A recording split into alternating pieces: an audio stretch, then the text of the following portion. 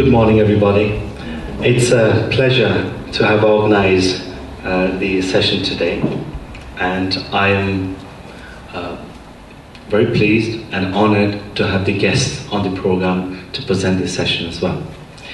What I'm going to do is briefly go through the background of our organization here. That's what it looks like in terms of our building. It's an organization which was established in 1987. It is a registered charity. I'm actually the founder for that. So keeping it going for about 26 years. It's been a good journey. Hope it continues. MAMC works with the hard-to-reach groups from all backgrounds, providing skills and engagement in creative arts and media activities, providing skills for young people, employability skills, work placements, work club and community engagement events for small to large scale in the Northwest and nationally. MAMC as a venue provides superb facilities for meetings, conferences, training, exhibitions, including in-house studio, recording, filming and graphic design. MAMC is an approved training centre through Open Award since 1999, which means we can provide from entry level to level 3 courses, particularly in creative arts. Currently, MAMC is project funded through Link for Life, Hayward, Milton and Rochelle Clinical Commissioning Group Investment Fund, Greater Manchester, Lancashire and South Cumbria Strategic Clinical Network and Senate. And I'm proud to say I'm also the member as well of the Senate. Greater Manchester Police and Awards for All. The outcomes for this session today is to increase awareness and knowledge of dementia-friendly communities, become dementia friends, involve in linking and working on a long-term basis on a wider Greater Manchester and Lancashire level, establish links with vulnerable groups such as BME, women, young people and learning disabilities, join in the development of the Art for Dementia Therapy Network Northwest. A'udhu billahi minash shaitanir rajim. Bismillahir rahmanir rahim. Assalamu alaikum Sabain. Today, Mr. Silver came in our mosque to explain to you about the dementia, and a lot of people, they don't know about dementia. Honestly speaking, I didn't know myself. I had this problem and I was getting worried. Then I went to see my GP and I asked him what's going on.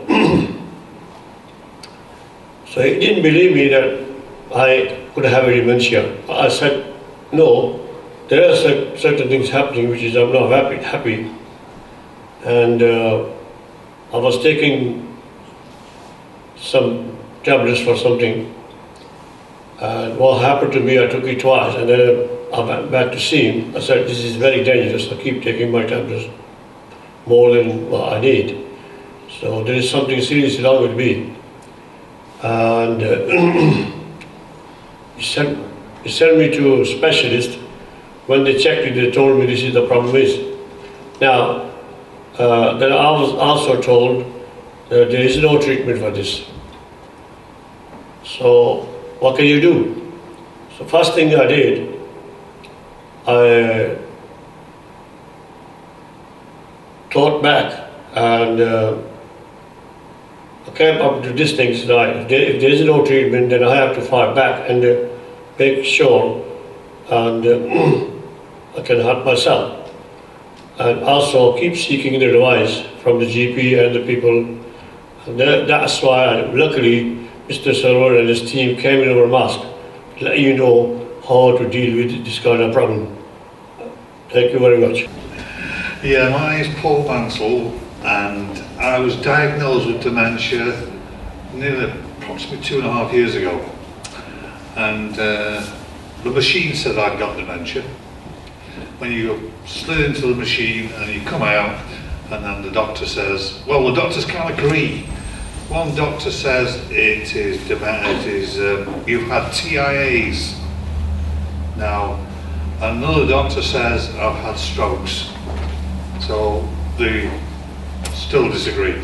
So I said, well, you know, what's going to happen? Everything goes through your mind. Am I going to die? Am I going to end up in a wheelchair? Am I going to go blind? And everything that there goes through your mind. And after a period of time, I'm thinking, well, I'm living normally, why there's nothing happened? Because you're looking for something to happen. You're thinking, I've got this thing, something's got to happen. So I've got 2 children, I love them very much. And my daughter is a very honest person. I went to her, I said, look, I said, I've got this dementia. She said, oh, all right. I said, tell me if anything that I do looks odd or because my brain is thinking everything I'm doing is okay. So I asked my daughter, since she's very honest, she will tell me. My son won't admit anything. He says there's nothing wrong with my father. He's just the same as he's always been. So I carried on with life, and I decided to live life as I've always lived it. I cycle, I might go out and do about 30 miles cycling. But all these symptoms that are on here should or could happen to me. So I said, well, I'm going to get on with life. I go cycling, I go abroad for holidays. I carry on with life as normal. And I drive my car. I'm prepared to go in for any test that they say, you know, you've got to have if you dementia, you know. But the main thing is basically carry on with your life as I've always done. I may be just lucky, I don't know. I don't know what parts of the brain these TIAs are affected. I'm always looking for it. I haven't found it yet.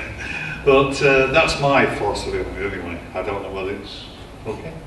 Yeah, no, that's great. But there are also organisations who will help.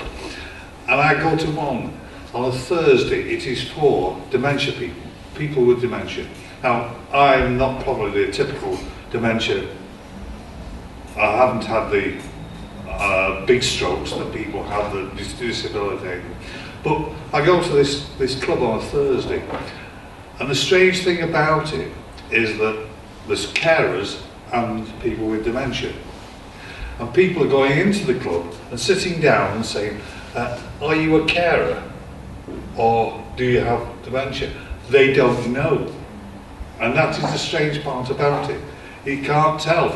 And maybe when you leave, you still don't know whether that person has dementia or is a carer, because we all have the badges on with our names. So that if you do have dementia, you say it's Paul, it's Jean, it's so-and-so, and you're meeting people with similar things, and you look, it is good for people with dementia to go there, because you can see what can happen with this dementia, because it's such a disease that it's like actually unknown. It affects people in different ways. And it's a very good exercise to go to these clubs. I go to it. But also I go to another club. It's called Men in Sheds. Now I was very sceptical about this Men in Sheds. I thought, well, look, I'm an active person, I don't need this, you know. And I said, no, I'll give it a try.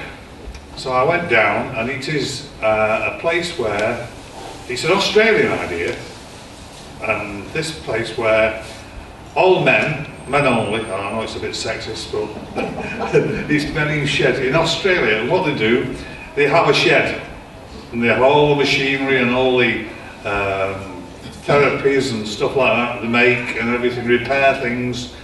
And we have this in Failsworth, and it was a council luncheon club. It has now been converted into a workshop where you can go. And not just dementia, there are people there with wheelchairs. We have people with wheelchairs who come along and they do their thing. And there's no rules. There are no rules. You can do what you want. It can sit there and talk. Some people who don't see anybody for weeks on end or days on end can come there and talk. Single men, people with carers, they can send the men there, and they can go. It's £2 for a morning and £2 for an afternoon, but you've got to be able to eat cakes and biscuits. And the kettle is never off. The man who runs it, Mr. Freya, how would you describe him? He's a 6'3" Fred Dibner, if you know what Fred Dibner is. There's stuff there, everything that you, to get an interest. Somebody's bound to find something to do. There's computers there, if you want to go to computers. Me, I'm a Philistine when it comes to computers. I know nothing about them. But if you wish to do that, there's there. But everything there. And somebody asked me, how would you describe men in sheds? I said, think of when you were at school and fast forward it 60 years. Because the people who you went to school with, not particularly are those people, but the people are there. But now the 60s and 70s. And you can see it, the camaraderie is in there. It's still there, you know, the different characters at school, and I think it's a good thing. And also the interest is there. We could find somebody to do. There's a man there who his hands are like that. He can't, but he's in a wheelchair, and he is the accountant. He has a black book, and we have the lottery. There's maybe 14 of us one particular day. There's about 4 days a week, and he collects the money for the lottery. We go into the lottery, and he tries to get his hands up, but that's all he can do. How he ticks off the names we don't know, but we have some real fun there, and we have one of the things is humour. Humour is very, and it's the banter that you used to have when you were at school has been transferred to them, to now.